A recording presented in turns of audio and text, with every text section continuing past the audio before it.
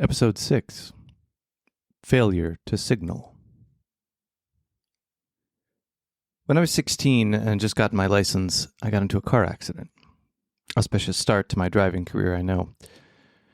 Fortunately, it was a relatively minor rear-ending. I was trucking down a main road with no turn lane and slowed to prepare for a left turn onto a residential street. As I was taught, turned on my blinker. Just as I was stopping, bam! Car behind slammed into me. So I panicked, right? Who wouldn't? Did I do something wrong? Did I not see something I should have? Was it my fault? Was anyone hurt? No one was hurt, it turns out, thank God, minus some minor whiplash. But in the dissection of the accident with the police officer immediately following the rear ending, the details of the crash became blurry. The other guy said I didn't signal. I said I did, and I did.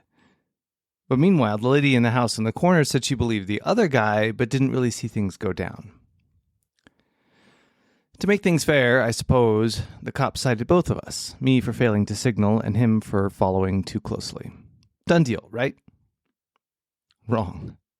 My father knew me well enough to know that I was a terrible liar. If I said I signaled, I signaled. So that began a long, annoying, frustrating 9 months going back and forth with the other guy's insurance company. They wanted to split blame given the double citations, but I was able to get mine dropped thanks to a propitious meeting with the assistant DA. Long story, not worth going into. Eventually, we landed in court, demanding that the other guy's insurance company pay out the full value of our vehicle, which, it turns out, was totaled owing to a perfect hit on the frame. And after 9 months, the judge took all of 30 seconds to make her decision. The other guy's insurance would pay out, doesn't matter whether I signaled or not.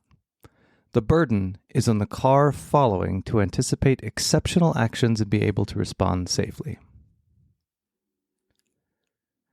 I think about that accident and the aftermath often these days.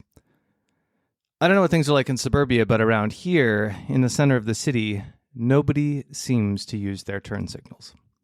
And maybe, okay, if you're in a turn-only lane, it's less critical, but I'm talking about side and residential streets, areas of the city where pedestrians are legion. And even worse, many of these cars don't slow down or stop at stop signs.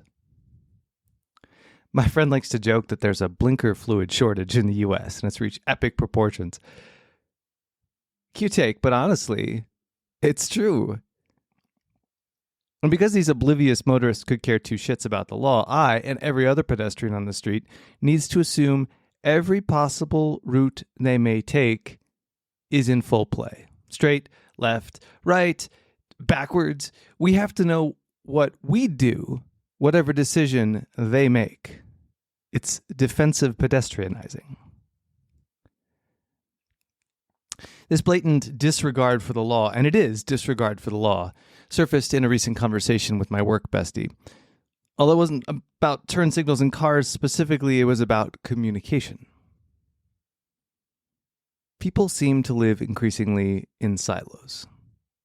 A product of the pandemic, maybe, or just an existence driven largely by digital everything. And while that might suggest a greater need for clear, ongoing communication about intention and need, the opposite appears to be true. People just assume you know what you need to know, what they want you to know, and then they expect you to respond based on this assumption. Either that, or they ignore your communication in favor of their own needs, wants, and priorities. Case in point, I was dating a gentleman a while back, nice guy, and we had decent conversation, good rapport, but I wasn't feeling it.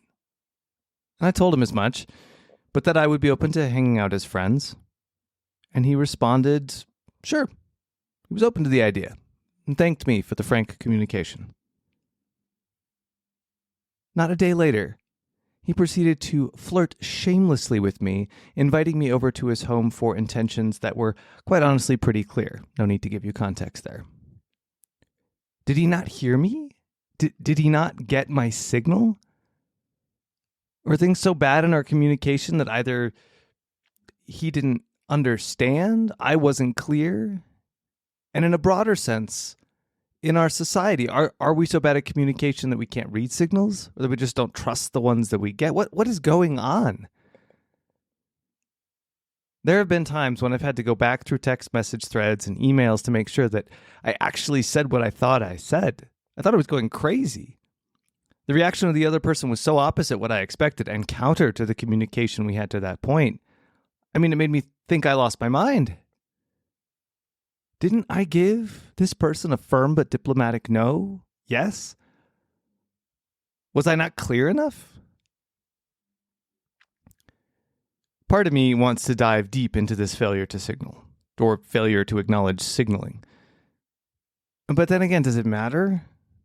Could be the isolationism brought on by pandemicness and our communication atrophy in those few years when we couldn't normally engage with each other.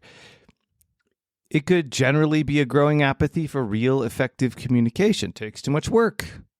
And I mean, isn't it subjectively interpreted anyway? Yes, sort of, sometimes. But isn't there also a way to be direct and clear without being vague, without leaving the door open to questionable interpretations? Look, really all I want is a solution. We can't function this way. But all I can muster is this: repeat and repeat bluntly. And for someone who favors diplomacy, that's a hard pill to swallow. Still, if it's the only way to get across my message for the sake of healthy relationships, maybe it's time to just blast my signal. And hope to God, that in the slow dissolution of their relationships, the relationships of all these other people in society who can't seem to communicate, they'll eventually learn to get back on the signaling track and communicate clearly. God knows we'd all be happier and safer that way.